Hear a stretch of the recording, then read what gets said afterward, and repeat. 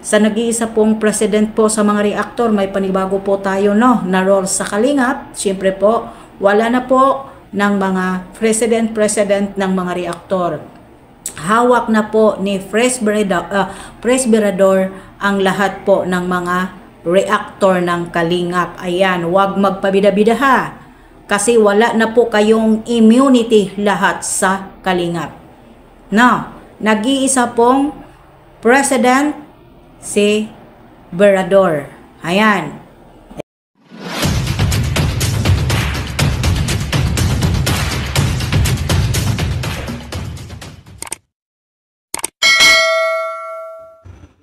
Okay guys, sana muling mapagpalang umaga, tanghali, gabi po sa inyo lahat. Sana po ang lahat ay nasa mabuting kalagayan at ligtas po sa anumang kapahamakan. Sana po kayo dako ng mundo naroroon. Ako po muli ang inyong lingkod, Maestro 21 TV. At sa ating video ngayong araw na ito mga kalingap ay bigyan daan po naman natin ang isang mahalagang announcement upang sa ganun ay we will be guided by this announcement.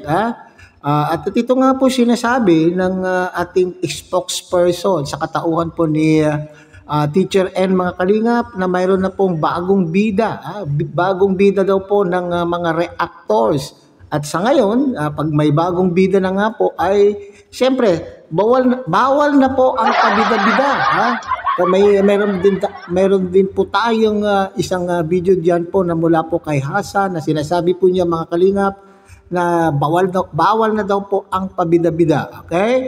So sa unahan po ng ating video mga kalingap, nariyan po yung maikling video clip po na ating kinuha po sa video po ni Hasa kung saan po ay ina-announce din po niya na mayroon na po pong bagong pamunuan o may bagong mamumuna na po sa mga sa lahat po ng ating mga kasamahang mga reactors. Okay? So alam po natin naman na mga reactors po sa Kalingap, mga Kalingap ay maraming team, maraming team po ang grupo ang ginawa po ni Kuya Bal sa grupo po ng mga reactors. At yan po yung sinasabi po niya mga Kalingap.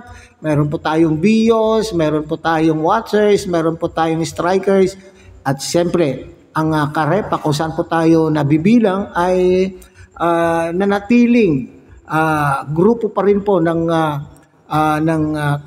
mga reactor. So sinasabi po diyan, bawal ang pabida-bida at ngayon at pinag-isa na po ay base po doon sa announcement po ni Teacher N ay pinag-isa na daw po ang grupo po ng mga reactor. So yan po yung ating kapaksa ngayong araw na ito mga Kalingap. Pero bago po yan, tayo muna po ay magbibigay po guys sa ama at founder po ng Kalingap, Kuya Bal Santos Matubang. At ang kilikin po natin, Ate Edna Vlog, Kalingap Rob. At siyempre, kung bagong silip lang po kayo, bagong dating lang po kayo sa ating munting channel, sana po ay inyo rin pong tangkilikin sa pamamagitan po ng pagbibigay nyo po ng like, share, and subscribe. At tuloy pindutin na rin po ang notification bell.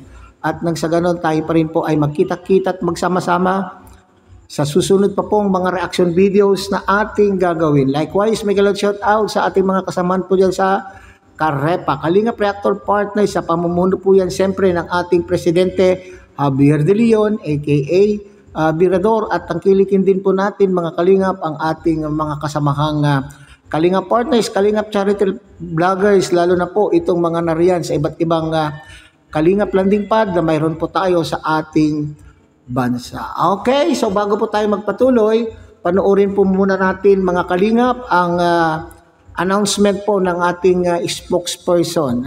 Pag sinabi natin spokesperson, pangkalahatan ng spokesperson po itong si Teacher N. Alam po naman natin na ang itinalaga po ng founder po ng si Kuya Bal, ang create po niya yung Karaba kung saan dito po i-announce ang mahahalagang announcement po na dapat malaman po ng mga Kalingap partners. At yan din po sa Karaba mga Kalingap ay yan din po yung venue kung saan inaayos din po ang mga gusot ng ating mga Kalingap partners. So sa Makatwid mga Kalingap ay mayroon pong authority. Itong si Teacher N ay may authority po na mag-announce ng mga ganitong announcement. At siyempre Yan po ay mula po sa founder din po. Ay nagmumula din po sa founder po. So magbibigay po tayo ng opinion, kuro-kuro, komento at reaction po tungkol po dito sa naging announcement na ito ni Teacher N. So panoorin po natin mga kalingap. So ayun mga sis, ang akin dyan ng unang topic ay sino yung president ng buong Carepa. Kasi tayo, sa pagkakaalam po nating lahat, ang mga reactors po kasi may mga grupo po yan. Katulad ng Team Vios, may president po dyan, si Pres Jovelito. Sa striker, si Sis BB. Sa watcher, si Sangkay. Sa Carepa, si Pres Berador. So, maraming mga reactors, no? At saka yung KFAG, yung maraming basta mga reactors. Ngayon po, ang buong reactors ay iisa na lang po ang president. Iyan po ay si President Berador. Siya na po ang may hawak ng buong reactors. Ayun, any objections po? Kayo na po ang bahalang mag-reach out kay Kuya Val. But ito po ay ayon kay Kuya Val, si President Javier De Leon na po ang official na presidente po ng buong reactors. So any problem that will arise po sa reactors, it will be brought out dito kay President Berador. So siya na po ang lahat na magti-take care ng lahat ng mga issues, trouble dito po sa loob ng Kalingap. Si Berador na po, siya na ang bahalang mag-solve dahil si Kuya Val ay magpo-focus po sa pag-charity and sa kanyang mga movie, sa kanyang VSM Productions. And I hope you understand, hindi na po masasakop ni Kuya Val ang mga problema dito sa reactors kasi marami pong ginagawa si Kuya Val. So, si President Berador na po ang bahala. So, siya po ang presidente sa buong reactor. Okay, yan mga kalingap. Formal na pong in-announce po ni Teacher N na ang iisa na lamang po ang grupo po ng mga reactors at ito nga po ay ang Carepa. Kung saan po ay pagbibidahan, pamumunuan po ng iisa pong presidente. Wala na po yung mga iba't ibang team. So sa makatwid, wala na rin po yung pagiging presidente po ng iba't ibang team kagaya po ng Vios, wala na po, hindi na po si Jovelito o TV official at ang watcher si Sangkay Lons, ito naman pong strikers ay itong si Banat Bagsik at kung ano-ano pa pong mga team ng reactor. So iisa na lamang po ang team na kinabibilangan po ng mga reactors dito. Ano po ang magiging reaction po natin dito mga kalingap? Okay, so para sa akin ay maganda. Maganda rin po na pag-isahin na po kasi iisa lang naman po ang layunin. Iisa lang naman po ang ginagampanan na role ng mga reactors na ito. Kaya nga hindi ko din po mawari noon bakit pinaghiwa-hiwalay pa ang mga reactors. So, ang atin lang pong inaalala po rito, mga kalingap, ay yung pagpapatupad pagpatupad at pagsunod sa mga pinapatupad na mga rules ng kalingap. Bagamat, siyempre, general rule po ng kalingap po yan, lahat po ng mga reactors sinusunod at lahat din po ng mga team noon ay sinusunod po kung ano man pong batas na pinapairal po ng kalingap.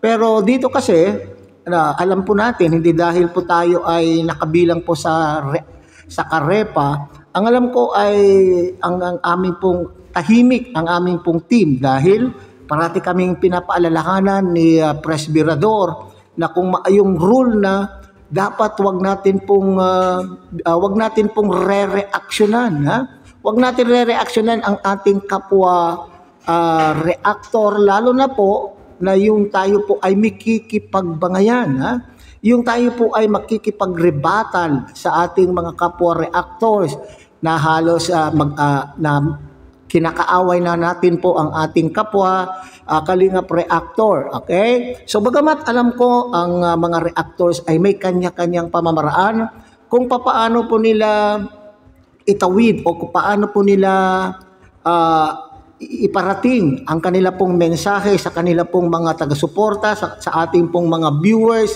Pero alam ko rin naman kayong mga viewers ay alam ko na kayo po ay sasang-ayon sa akin pag sinabi po natin kanya-kanya po talaga. Mayroon tayong mga reactors na talaga naman pong mararahas gumamit ng mga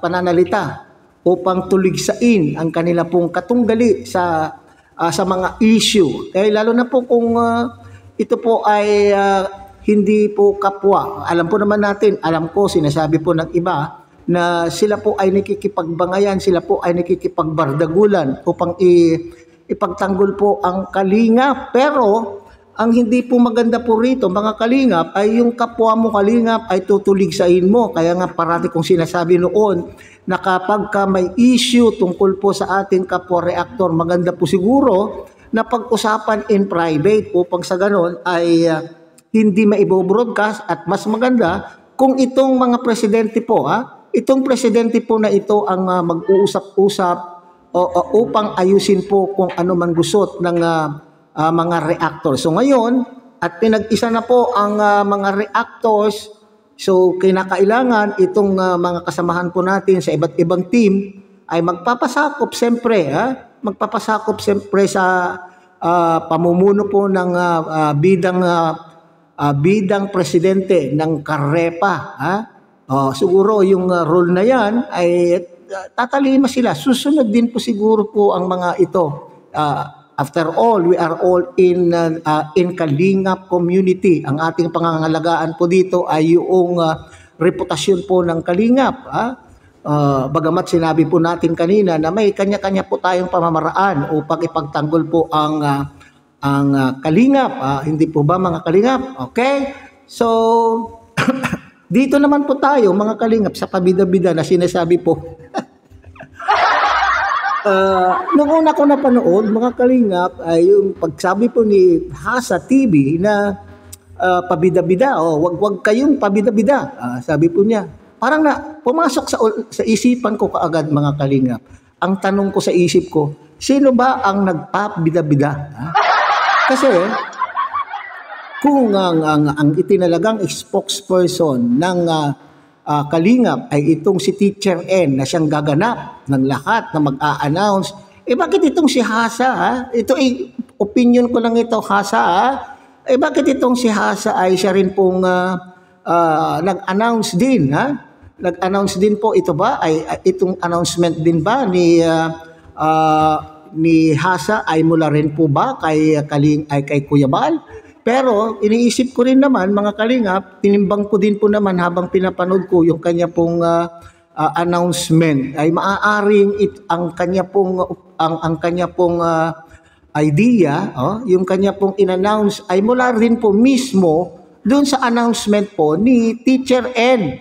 So doon lang po tayo kaninang yung unang initial reaction ko po kanina nung pagsabi po niya na pabida-bida, sino nga ba ang pabida-bida, di ba?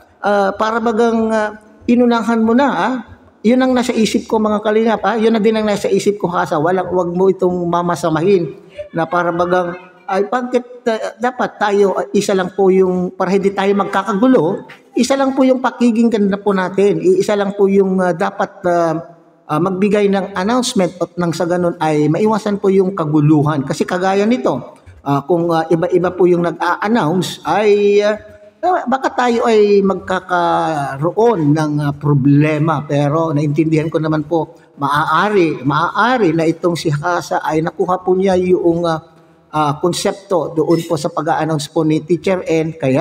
At ito naman po, yung salitang pabida-bida. Sino kaya ang pinatutungkulan mo dyan? Hasa, sino naman kaya yung pinatutungkulan mo? Bagamat, alam ko kung sino. May hinala ako kung sino yung pabida-bida at nawawalan na po ng immunity. So lahat po ng presidente wala ng immunity. So papaano na lamang po yung pinapatungkulan mo na pabida-bida na presidente? Alam ko, tukoy ko yung pinatutungkulan mo tungkol po sa salitang pabida-bida. So ngayon po, isa na lang po ang ating bida sa mga reactors. At yan po sa katauhan po ng ating presidente, Javier De Leon, aka Virador. So sana tangkilikin po natin, suportahan po natin lahat ng ating mga reactors. At siyempre, lahat po ng ating Kalingap partners. So hanggang dyan na lang muna tayo mga Kalingap. Ulit, tangkilikin po natin Kuya Bal Santos Matubang, Ate Edna Vlog, Kalingap Rab. At muli pinapakiusapan po kayo na sana po ay inyo rin pong tangkilikin ang munting channel na ito sa pamamagitan po ng inyong pagbibigay po ng like, share, and subscribe. At tuloy pindutin na rin po ang notification bell. At nang sa ganon, tayo pa rin po ay magkita-kita at magsama-sama sa susunod pa pong mga reaction videos na ating gagawin. Isang mapagpalang umaga, tanghali, gabi po sa inyo lahat. Mabuhay po kayo at God bless everyone.